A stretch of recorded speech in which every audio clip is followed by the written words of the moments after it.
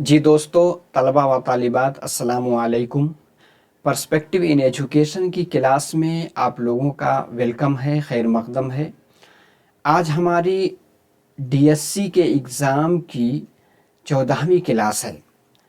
अगर आप तेलंगाना गवर्नमेंट के डीएससी के एग्ज़ाम की तैयारी कर रहे हैं या आंध्र प्रदेश के, दोनों के लिए ये वीडियो मुफीद है।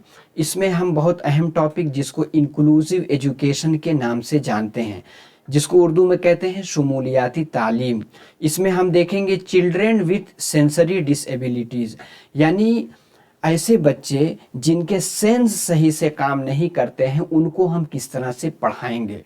इसमें से किन किन की पॉइंट को हम लोग डिस्कस करेंगे, आप स्क्रीन पे देख सकते हैं। सबसे पहले हम देखेंगे चिल्ड्रेन विथ डिसेबिलिटीज़ किसको कहते हैं, इसमें किस तरह के बच्चे शामिल हैं। फिर काइंड्स ऑफ डिसेबिलिटीज़, यानी जो डिसेबिलिटी पाई जाती है, यानी सीखने में जो नक्स पाया जाता है, सीखने के एतबार से जो बच्चे माजूर होते हैं वो कितने किस्म के होते हैं। इसी के साथ चिल्ड्रेन विथ सेंसरी डिसेबिलिटीज़, आपको पता है हमारे सेंस 5 हैं। अगर उसमें से कोई भी सेंस सही से काम नहीं करता है तो उनको हम किस तरह से डील करेंगे क्लास में। इसी के साथ विजुअल इम्पेयरमेंट, आपको पता है पांचों सेंस में से एक है आंखों से देखना। अगर कोई बच्चा आंखों से ठीक से नहीं देख पाता, बिल्कुल नहीं देख पाता या कम देखता है, उसके बारे में हमारा RPWD एक्ट 2016 किस तरह से उसके बारे में बातें करता है और किस तरह के सवालात आपके एग्जाम में पूछे जाते हैं, वो भी हम लोग डिस्कस करेंगे। आगे identification of children with visual impairment, यानी जो विजुअली यानी देखने के एतबार से जो तालिब इल्म इम्पेयरमेंट यानी नाअहल हैं, नाकिस हैं, उनकी पहचान आप किस तरह से करेंगे, आज की वीडियो में हम डिटेल से समझेंगे। इसी के साथ जब ये सब समझ लेंगे तो एज अ टीचर हम टीचिंग स्ट्रेटजी यानी टीचिंग मेथड और टीचिंग टेक्नोलॉजी अपने क्लास में किस तरह से ऐसे तालिब इल्मों को पढ़ाने के लिए इस्तेमाल करेंगे। ठीक है, दोनों आखिर में हम लोग डिटेल से समझेंगे। चलिए, वीडियो थोड़ा सा लंबी होगी क्योंकि ये टॉपिक जो है बहुत ही अहम है। इसमें देखिए, ये आपका सिलेबस का हिस्सा है इंक्लूसिव एजुकेशन, तो इसी में ये टॉपिक आपका है। ठीक है, चलिए, जो आपको स्लाइड दिख रही है, आप मोबाइल पे देख रहे हैं तो इसको लेटा कर देखिए, यानी लैंडस्केप मोड में, ताकि आपको वीडियो बिल्कुल क्लियर दिखे, स्लाइड आपको क्लियर दिखेगी। इसमें जो टेलीग्राम चैनल है ऊपर, उसकी लिंक डिस्क्रिप्शन बॉक्स में रहेगी, यानी निज़ाम अकेडमी 22 करके, उससे जुड़े नहीं हैं तो जुड़ जाएं। इसी के साथ वीडियो को लाइक ज़रूर कीजिएगा और कमेंट कीजिएगा, यानी आखिर में अपना फीडबैक दीजिएगा आपको वीडियो कैसी लगी। इसी के साथ अपने दोस्तों को शेयर कीजिए जो भी डीएससी यानी टीचिंग के एग्ज़ाम के लिए तैयारी कर रहे हैं। और ये इंक्लूसिव एजुकेशन ऐसा टॉपिक है, इंडिया के हर एक टीचिंग एग्ज़ाम में इंक्लूसिव एजुकेशन से सवालात पूछे जाते हैं। सीटेट में बाकायदा 5 नंबर के सवालात इंक्लूसिव एजुकेशन से ही आते हैं। इसी के साथ चैनल को नए हैं तो सब्सक्राइब ज़रूर कर लीजिए और मज़ीद कुछ हेल्प के लिए आप व्हाट्सएप नंबर मेरा है 9873603812 से भी आप हेल्प ले सकते हैं। ठीक है, चलिए, तो आज तो 14वीं क्लास है। इससे पहले की क्लास जो लोग नहीं देखे हैं वो प्लेलिस्ट में जा कर के देख लीजिए, इंक्लूसिव एजुकेशन। चलिए, तो चिल्ड्रेन विथ डिसेबिलिटीज़, सबसे पहला पॉइंट हम ये देखेंगे जिससे सवालात आपके पूछे जाते हैं कि डिसेबिलिटीज़ यानी सीखने में जो माजूर होते हैं, नाकिस होते हैं, नाअहल होते हैं, तो डिसेबिलिटी का जो टर्म है सबसे पहले किसने इस्तेमाल किया है, इसका यूज़ किया है माइक ओलिवर। ठीक है, माइक ओलिवर याद रख लीजिएगा। फिर लर्निंग डिसेबिलिटीज़ के बारे में किसने सबसे पहले बात की है, इसके बारे में बात की है सैमुअल किर्क, नाम याद रखिए, पूछा जा सकता है। ठीक है, चलिए, उसी के बारे में बात की जाएगी जिससे आपके सवालात पूछे जाते हैं। अब जो है WHO यानी वर्ल्ड हेल्थ ऑर्गेनाइजेशन, तीन टर्म के बारे में किस तरह से बातें करता है, यानी इम्पेयरमेंट, डिसेबिलिटी और हैंडीकैप। तो इम्पेयरमेंट सब मिलते जुलते सिनोनिम्स है, यानी एबनॉर्मलिटीज ऑफ बॉडी स्ट्रक्चर, यानी किसी भी इंसान के बॉडी स्ट्रक्चर ठीक से नहीं है, ठीक से काम नहीं करते, उसको हम इम्पेयरमेंट कह सकते हैं। एंड अपीयरेंस, जो भी ज़ुहूर हो रहा है वो ठीक से नहीं है। And organ or system function resulting from any in principle impairment, यानी represents disturbance at the organ level. जाहिर सी बात है, अगर इस तरह का कोई इम्पेयरमेंट पाया जाता है तो ऑर्गन लेवल, जो आपके अज़ू हैं उनके लेवल पर डिस्टर्बेंस रहेगा, ठीक है, इसी को इम्पेयरमेंट कहते हैं। फिर डिसेबिलिटी, डिसेबिलिटी क्या है? Reflect the consequence of impairment in terms of performance and activity by the individual, यानी कोई एक ऐसा व्यक्ति है, कोई एक ऐसा बच्चा है जो नॉर्मल एक्टिविटीज़ यानी सरगर्मियों में और परफॉर्मेंस यानी किसी के काम करने में अगर उनके अंदर बाधा पाई जाती है, यानी कुछ बैरियर बनता है, तो वही चीज़ है, क्या है? डिसेबिलिटी कहलाएगी। हैंडीकैप क्या होता है? बार बार आप लफ्ज़ सुनेंगे हैंडीकैपों के लिए बना। हैंडीकैप क्या है? On the other hand refers the disadvantage experienced by the individual as a result of impairment and disabilities handicap. This reflect interaction with and adaptation to the individual surrounding, यानी जो भी कोई एक ऐसा शख्स है जिसके अंदर इम्पेयरमेंट भी और डिसेबिलिटीज दोनों चीज पाई जाती है, ठीक है, तो गोया कि वो क्या है? हैंडीकैप है। चलिए, चिल्ड्रन विथ डिसेबिलिटीज में चिल्ड्रन हैविंग कॉग्निटिव और लर्निंग डिसेबिलिटीज। देखिए, एक होता है कॉग्निटिव, कॉग्निटिव का मतलब होता है वकूफ़ी, यानी जहनी तौर पे जो बच्चे माजूर होते हैं, इसी को कॉग्निटिव डिसेबिलिटीज़ को कहते हैं, हिडन डिसेबिलिटीज़, इसको याद रखिए।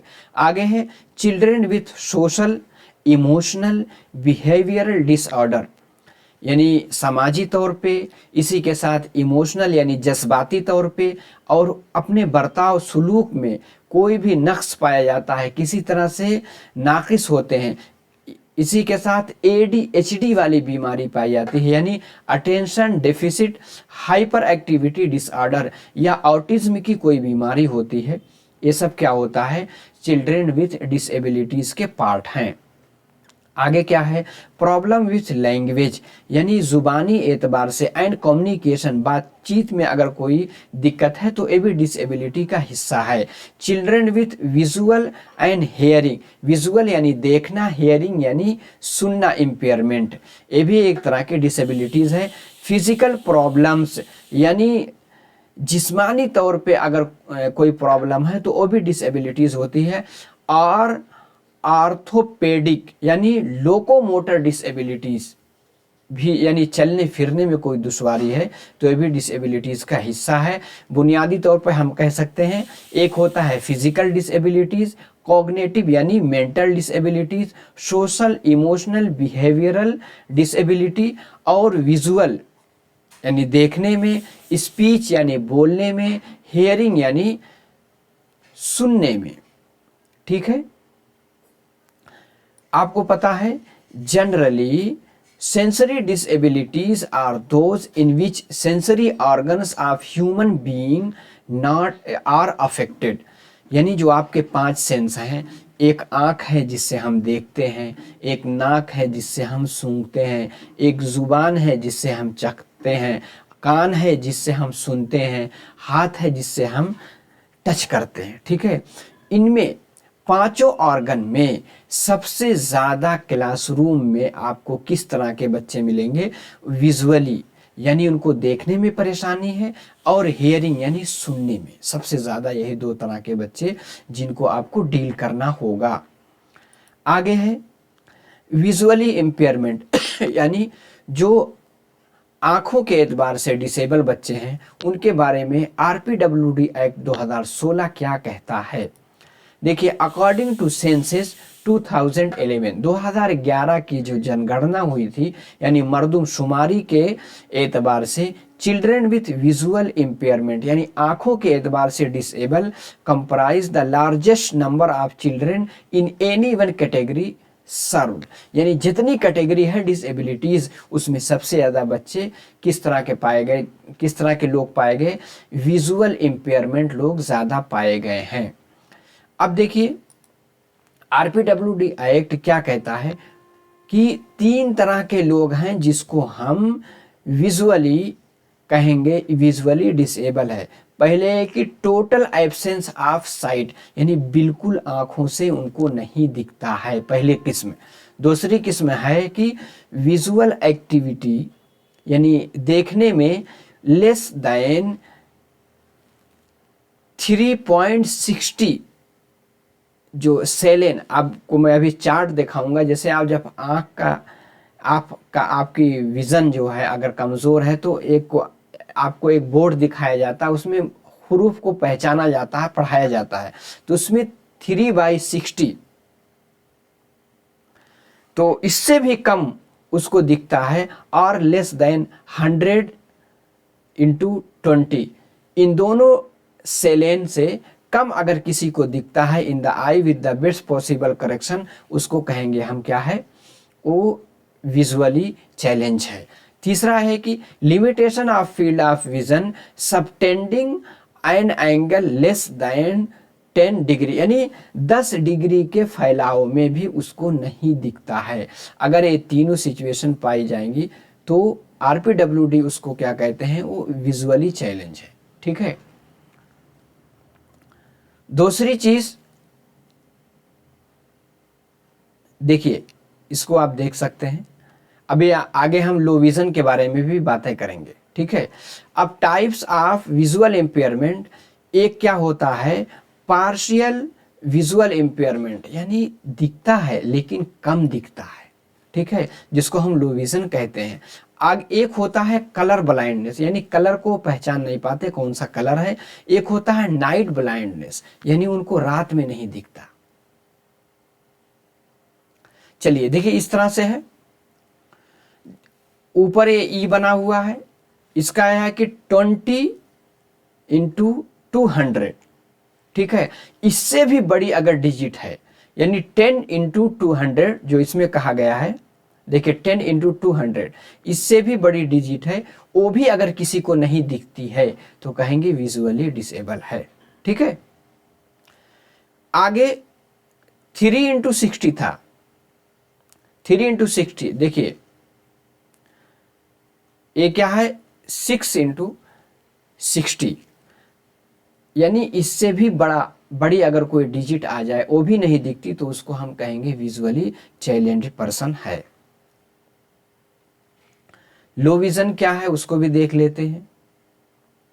देखिए, RPWD एक्ट कहता है लो विजन क्या है। Low vision means a condition where a person has any of the following condition, यानी नीचे बताई गई इतने में से कोई एक सूरत पाई जाती है तो उसको कहेंगे लो विजन है।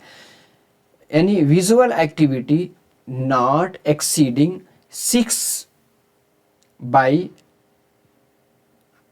क्या है 18 और लेस देन 20/60, यानी बॉर्डर लाइन क्या है 6/18 दिखता है, और आर लेस देन या कम से कम क्या हो 20/60। ठीक है, दिखता हो। और कहाँ तक 2 यानी अप टू 3/60 और अप टू 10/200। ठीक है, इन the better I with the best possible condition, अगर इस तरह दिखता है। ठीक है, यानी ज्यादा से ज्यादा कहां तक जाएगा 10/20, यानी 10/200, और इसमें क्या है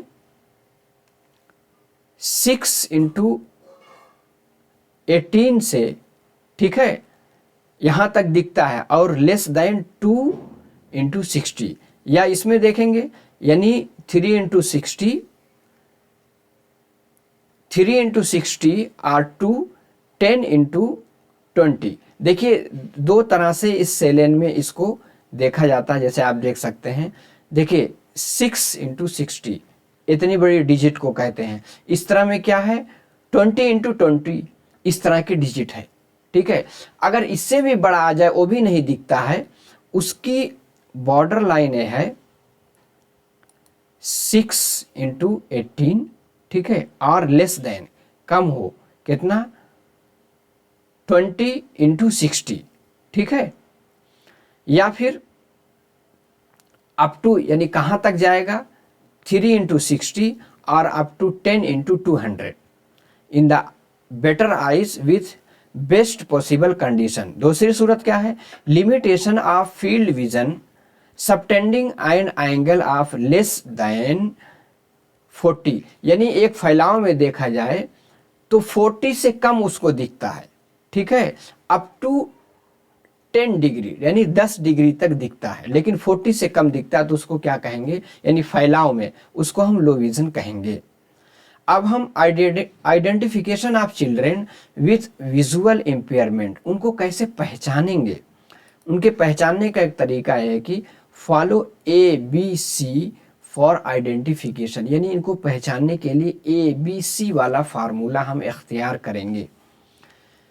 ए से मतलब होता है अपीयरेंस, यानी देख करके ही पता चल जाएगा कि इनको कम दिखता है। आइज आर सीन एबनॉर्मल, यानी जैसे आम लोगों की आंखें होती हैं उससे हटकर उनकी आंखें दिखेंगी। दूसरा है कि बिहेवियर, उनके बर्ताव यानी एक्टिविटीज़ में देखे, आप देख रहे हैं कि क्लास में बच्चा बैठा है तो दूर से ब्लैक बोर्ड देखता है तो झुक झुक के देख रहा है, या आगे आकर के ब्लैक बोर्ड के पास आकर के नोट कर रहा है, या बच्चों से पूछ रहा क्या लिखा हुआ है, ठीक है। कंप्लेंट्स यानी पीछे बैठ करके लिख रहा, कह रहा मैम हमको दिख ही नहीं रहा है, या उसके पेरेंट बता रहे हैं कि बच्चा होमवर्क या जो कुछ बताया जाता है उसको नोट नहीं करता। तो ABC वाला फार्मूला, जैसे हम गाड़ी ड्राइविंग सीखते हैं तो कहते हैं A से एक्सीलेटर, B से ब्रेक, C से क्लच, ABC फार्मूला उसमें भी सिखाते हैं। इसमें भी ABC फार्मूला हम इख्तियार करेंगे अपने क्लास में। और कुछ अलामतें क्या है, फ्रीक्वेंट वाटरिंग ऑफ आइज, यानी बार बार आंखों से क्या होगा पानी निकलेगा। Frequent red or inflamed eyes, यानी आंखें लाल होगी, उसमें जलन दिखेगी। आगे है जंपी, ठीक है, यानी चिड़चिड़ापन रहेगा। एंड अनसिंक्रोनाइज्ड आई मोमेंट, यानी आंखों का जो मोमेंट होगा वो एक साथ नहीं होगा, अलग तरह से दिखेगा। आगे है क्लमजी मोमेंट, यानी बेढंगा अलग तरह के जो मोमेंट होगा, यानी हरकत होगी आंखों की, वो अलग तरह की दिखेगी। Clumsiness is defined as poor coordination, दोनों आंखें में जो कोऑर्डिनेशन होगा वो कमज़ोर होगा। मोमेंट में, एक्शन में, इन सब में क्या होगा चीज़ें ठीक से नहीं होंगी, उसको क्लमजीनेस कहते हैं। आगे कुछ और पॉइंट है, देखते हैं क्या है। Difficulties experience in moving around, आगे क्या है बम्पिंग इनटू थिंग्स, यानी जब चलता है तो किसी इधर उधर चीज़ों में टकरा जाता है, दरवाज़ों में या कोई और चीज़ रखी रहती है उसमें टकरा जाता है। आगे है difficulty experience in reading small point, अगर छोटा छोटा लिखा रहता है तो उसके पढ़ने में दुश्वारी होती है। Or identifying minutes details in picture और इलस्ट्रेशन, अगर कोई माइन्यूट मिनट में माइन्यूट यानी छोटी बारीक कोई पिक्चर है या कोई वजाहत इलस्ट्रेशन कोई यानी उदाहरण के साथ यानी मिसालों के साथ कोई चीज़ बताई गई है उसको देख नहीं पाते हैं। आगे है कंप्लेंस ऑफ डिजीनेस, यानी सर चकराने कहते हैं चक्कर आ रहा, ठीक है। After completing a visual task like reading, driving and writing, इस तरह के काम करने के बाद कहेंगे हम मेरा सर चकरा रहा। आगे है नीड्स टू एक्सर्ट, ठीक है, यानी बल लगाते हैं, जोर देते हैं।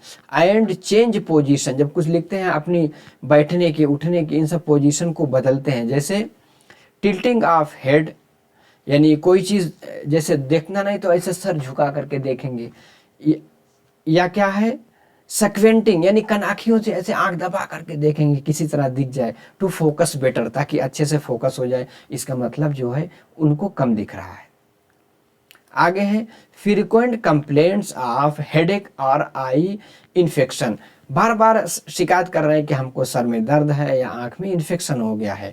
डिफिकल्टीज इन को ऑर्डिनेटिंग बोथ आइज, दोनों आंखों में बैलेंस बनाने में परेशानी हो रही है, जैसे a tendency of use one I more than the other, दोनों आंखों की जगह एक ही आंखों का इस्तेमाल ज़्यादा कर रहा है। आगे क्या है, कुछ इनको पहचानने के और सारे टूल्स तरीके क्या हैं, मेडिकल टेस्ट, वो जो आपने अभी देखा ना सेलेन के एतबार से जो 20x200 6x जो 10 ऐसे करके जो बना हुआ है, ये एक सेलेन है। जब आप जाएंगे आँखों का चेक कराने तो 6x6 अगर आपको दिखता तो ठीक है, तो उसमें नीचे से लेकर ऊपर तक आप दिखाएंगे, नीचे की लाइन पढ़ पाते हैं, ऊपर की, ठीक है, इस तरह से है उसमें। तो आगे क्या है, ऑप्थेल्मोलॉजिस्ट यानी जो आँखों के एक्सपर्ट हैं उनको दिखा सकते हैं। कीनोट, टेलीबिनोकुलस, यानी इस तरह के कुछ टूल्स आते हैं, उसकी मदद से चेक कर सकते हैं। आगे है ऑप्टोमेट्रिस्ट, यानी जो आँखों की जांच करने वाले हैं उनसे हम जांच कराकर देख सकते हैं। कुछ हम ऑब्जर्वेशन यानी मुशाहिदा के ज़रिए जान सकते हैं, जैसे आँख का ज़्यादा मलना, बच्चा बार बार आँखें मल रहा है, आँखों से मुसलसल पानी का इखराज यानी पानी निकल रहा है, आँखों का लाल होना, एक आँख बंद करके देखना, किसी विषय किताब को बहुत करीब से देखना या दूर रखकर पढ़ना। आगे क्या है, तख्ते स्याह पर तहरीर को देखने में दिक्कत महसूस करना या बगल के साथी से पूछना, भाई ये ब्लैक बोर्ड पे क्या लिखा है, ठीक है, बार बार पलक का झपकना, अक्सर व बेशतर सरदर्द की शिकायत करना, ज़्यादा देर तक ना पढ़ सकना, ठीक है। अब ये सब सारी चीज़ें आपको पता चल गई। एज अ टीचर आप क्लास में किस तरह से पढ़ाएंगे, अपने मेथड को कैसे यूज़ करेंगे, यानी तरीक़े तदरीस और टेक्निक किस तरह की इस्तेमाल करेंगे, और स्ट्रेटजीज़ यानी हिकमत अमली क्या फॉलो करेंगे। देखिए क्या करना है, encourage the student to use visual aids, उनको यानी विजुअल एड्स यानी विजुअल जो देखने वाले आले हैं उनका इस्तेमाल कीजिए, यानी चश्मा लगा कर आइए। डेट हैव बीन प्रिस्क्राइब्ड यानी ग्लासेस, जितने नंबर का चश्मा लगता है उनको कहीं आप लगा के आइए ताकि ठीक से देख सकें। मैग्नीफायर करके लेंस आते हैं जिनसे बड़ा दिखता है, या बिग प्रिंट बुक यानी बड़ी बड़ी लिखी हुई प्रिंट वाली बुक का इस्तेमाल कीजिए। मेक श्योर लाइटिंग इन सुटेबल, यानी क्लास में अच्छे तरह से उजाला होना चाहिए। Seat the student appropriately in the classroom, उनको ऐसी जगह यानी आगे बिठाइए ब्लैक बोर्ड के पास ताकि उनको अच्छे से दिखे। In the middle towards the front, यानी बीच में दिखाइए, बीच में बिठा सकते हैं, ठीक है। इस तरह की स्ट्रेटजीज आप इख्तियार कर सकते हैं बच्चों के लिए। Make efforts to eliminate the risk of glare, यानी कभी कभी आप देखते हैं कि बाहर से कुछ ऐसी रोशनी आती है जिसकी वजह से स्क्रीन यानी जो बोर्ड ब्लैक बोर्ड है या जो स्मार्ट बोर्ड है उस पर चीज़ें नहीं दिखती, तो इसको इंश्योर करो, बाहर से रोशनी आ रही है तो पर्दे लगा दीजिए, ठीक है, फ्रॉम द डेस्क या white board. Give clear instruction as the student may misinterpret gestures of teacher, यानी अच्छी तरह से आप उनको बताइए कि अगर मैं इस तरह से अपने हाथ पैर का पोजीशन करूंगा उसका मतलब ये होगा, ठीक है, इसके बारे में क्लियर इंस्ट्रक्शन दे दे ऐसे बच्चों को। And facial expression of teacher, यानी अगर मेरा फेशियल एक्सप्रेशन इस तरह से होगा गोया कि आप समझ जा रहे हैं, ठीक है। आगे है जैसे नहीं कि आप बैठे हुए हैं एज अ टीचर, बच्चा ने सुना है, आपने कहा ठीक है अच्छा, ताकि आप बता दें कि इस तरह के एक्सप्रेशन का मतलब जो है ये है। आगे है consider the use of enlarged print worksheet, यानी थोड़ा ऐसी शीट को इस्तेमाल कीजिए जिसमें फ़ॉन्ट जो है बड़ा हो ताकि बच्चे आसानी से पढ़ सकें। आगे क्या है, print materials need to be clear and dark, जो भी चीज़ प्रिंट कीजिए क्लियर हो और डार्क हो, ठीक है। आगे क्या है, have line paper of assignments, ऐसे बच्चों को असाइनमेंट यानी जो घर का काम देते हैं, जो लाइन वाले पेपर हैं उनको इस्तेमाल करने के लिए कहिए। आगे है near point work should be limited to 15 minutes or less, कोई काम दीजिए 15 मिनट या उससे कम, उसके बाद थोड़ा ब्रेक दीजिए, उसके बाद फिर लिखाइए कराइए। इंक्रीज ओरल एक्टिविटीज़, भाई जिनको देखने में दिक्कत है उनको ओरल एक्टिविटीज़ ज़्यादा कराइए, यानी ओरल जो ज़ुबानी तौर पे जो सरगर्मियाँ होती हैं उनको आप क्लास में ज़्यादा कराएंगे। आगे है यूज़ कंक्रीट मटेरियल, यानी ऐसी चीज़ों को इस्तेमाल कीजिए जिनको बच्चा टेक्टाइल मटेरियल, यानी जिनको टच करके, यानी एब्स्ट्रैक्ट वाली चीज़ों का जिनको महसूस किया जाता है उनका इस्तेमाल कम कीजिए, कंक्रीट मटेरियल का इस्तेमाल कीजिए जिसको टच कर सके, ठीक है।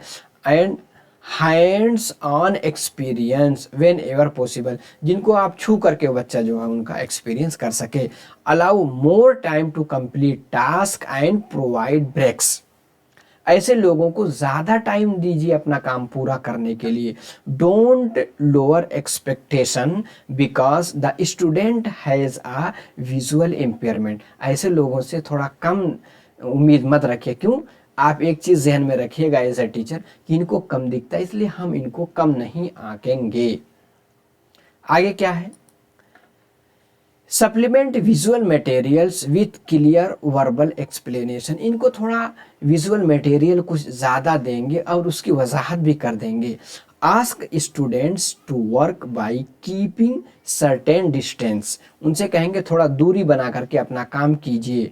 आगे है स्लेंटेड, यानी जो भी चीज़ थोड़ा सा कहते हैं कोई भी चीज़ थोड़ा तिरछे करके देखो तो क्लियर दिखती है, यानी तिरछा डेस्क कर लेंगे। May be the benefit of individual students, ये सब टेक्निक्स आप इख्तियार कर सकते हैं। आगे है technologies for students with visual impairment, जिन बच्चों को कम दिखता है उनको हम कौन सी टेक्नोलॉजी क्लास में इस्तेमाल करेंगे। एक क्या है, लार्ज प्रिंट मटेरियल का आप यूज़ कर सकते हैं। आगे है स्पेशलाइज्ड मैग्निफिकेशन लेंस, यानी ऐसे लेंस जिसको जैसे दूरबीन कहते हैं, जिसको देखने से बड़ा दिखता है। इलेक्ट्रॉनिक एनलार्जमेंट टेक्नोलॉजीज़ का इस्तेमाल करेंगे। टेप रिकॉर्डिंग, यानी चीज़ें रिकॉर्ड करते मोबाइल में रिकॉर्ड करके बच्चों को सुना सकते हैं। ब्रेल प्रिंट, जिनको बिल्कुल नहीं दिखता, जो बिल्कुल नाबीना है, यानी ब्रेल प्रिंट, ब्रेल लिपि का इस्तेमाल कर सकते हैं। इससे सवालात आ सकता है ब्रेल लिपि का ईजाद, यानी इसका मूजिद कौन है, इन्वेंशन किसने किया है। 1824 में लुइस ब्रेल ने इसका इन्वेंशन किया था, क्योंकि कहा जाता है 3 साल के एज में अपने फादर कि कोई यानी टूल्स खेलते हुए उनके आंखों में ऐसा जख्म हो गया जिससे वो हमेशा के लिए नाबीना हो गए, इसलिए 1824 में, ठीक है, इसका ईजाद किया इन्होंने। देखिए इस तरह से ब्रेल लिपि यानी उभरी उभरी लिपि होती है, ठीक है। ये लुइस ब्रेल की तस्वीर है। आगे आओ क्या है, आगे क्या है, यानी डिस्क्रिप्टिव वीडियो सर्विसेज, ऐसी वीडियो दिखाएं जिसमें चीज़ों को अच्छे से वजाहत किया गया हो, ठीक है। आगे है डिजिटल स्पीच सिंथेसाइज़र का इस्तेमाल कर सकते हैं। आगे है ऑप्टिकल कैरेक्टर रिकॉग्निशन का इस्तेमाल करेंगे। आगे है audio material such as cassette player चला सकते हैं। रिकॉर्डिंग मशीन का भी इस्तेमाल कर सकते हैं क्लास में, ठीक है। एजुकेशनल प्रोग्राम में आप क्या क्या करेंगे एक बार देख सकते हैं। नाबीना बच्चों के लिए ब्रेल का खुसूसी इंतज़ाम करना चाहिए, जो मैंने अभी दिखाया है। मोटे हरूफ वाले किताबों की तिबात करनी चाहिए जिससे कि जुज़वी तौर पर बसारत से माजूर बच्चे पढ़ सकें। आगे है जुज़वी तौर पर माजूर बच्चों के लिए मैग्नीफाइड ग्लासेस, जिससे बड़ा दिखता है, का इंतज़ाम करना चाहिए जिसकी मदद से हरूफ और अल्फाज पहचाने जा सकें। उन बच्चों की तालीम के लिए ज़्यादा से ज़्यादा अकामती दरसगाहों का क़याम करना चाहिए, ठीक है। इन बच्चों के लिए जो कमरे जमात बनाई जाए उसमें मुख्तलिफ वसाइल की फराहमी की जाए, मसलन चार्ट लगाया जाए। मॉडल के साथ साथ कमरे जमात में और क्या इस्तेमाल कर सकते हैं, उन बच्चों को ज़्यादा से ज़्यादा, यानी उनको ज़्यादा से ज़्यादा करके सीखने पर जोर देंगे आप, ठीक है। उन बच्चों को पढ़ाने के लिए यानी तरबियत याफ्ता यानी जो ट्रेंड टीचर हैं, जो स्पेशल एजुकेशन में जिन्होंने बीएड वगैरह किया है, उनकी मदद ली जा सकती है, जो बसारत से माजूर बच्चों की तालीम और तरबियत के शोबे में महारत रखते हैं और मुख्तलिफ तरीके तदरीस से वाकिफ़ हों। उन बच्चों को ज़िंदगी की मुख्तलिफ महारतों की तालीम देनी चाहिए, जिससे एक खुद मुख्तार बन सकें, यानी सेल्फ डिपेंड बन सकें, ठीक है। और एजुकेशनल स्ट्रेटजीज़ में कुछ और क्या चीज़ इख्तियार कर सकते हैं, जैसे एक मौलिम को हमेशा ये कोशिश करनी चाहिए कि तदरीस के वक्त उनकी आवाज़ ऊंची रहे और तख्ते स्याह पर जो भी लिखें उनको बआवाज़ बुलंद ज़ुबान से बोलें, जो भी लिखते जाएं उसको बोलते जाएं। उनमें बच्चों की तदरीस में खुद से करके सीखने पर ज़्यादा ज़ोर दें, ठीक है। जिस तालिब इल्म की बीनाई ज़्यादा कमज़ोर हो उसको अगली सफ़ में बिठाएं। कमरे जमात में रोशनी का माकूल इंतज़ाम करें। तख्ते स्याह पर जो भी लिखा जाए वो साफ़ सुथरी खुशखत और बड़े हरूफ में लिखा जाए। एक मुअल्लिम को हमेशा रंगीन चाक का इस्तेमाल करना चाहिए ताकि बच्चे में दिलचस्पी बनी रहे। उन तलबा को ज़्यादा से ज़्यादा जिस्मानी सरगर्मियों में हिस्सा लेने का मौका दिया जाए, यानी को करिकुलर एक्टिविटीज़ में। एक मुअल्लिम को हमेशा हमदर्दी, शफ़क़त और मोहब्बत से पेश आना चाहिए और सब्र व तहम्मुल का मुज़ाहरा करना चाहिए। तलबा के हर सही जवाब पर उनकी हौसला अफजाई यानी थोड़ा सा तारीफ़ करनी चाहिए, ताकि उनके अंदर सीखने के जज्बा परवान चढ़ सके, ठीक है।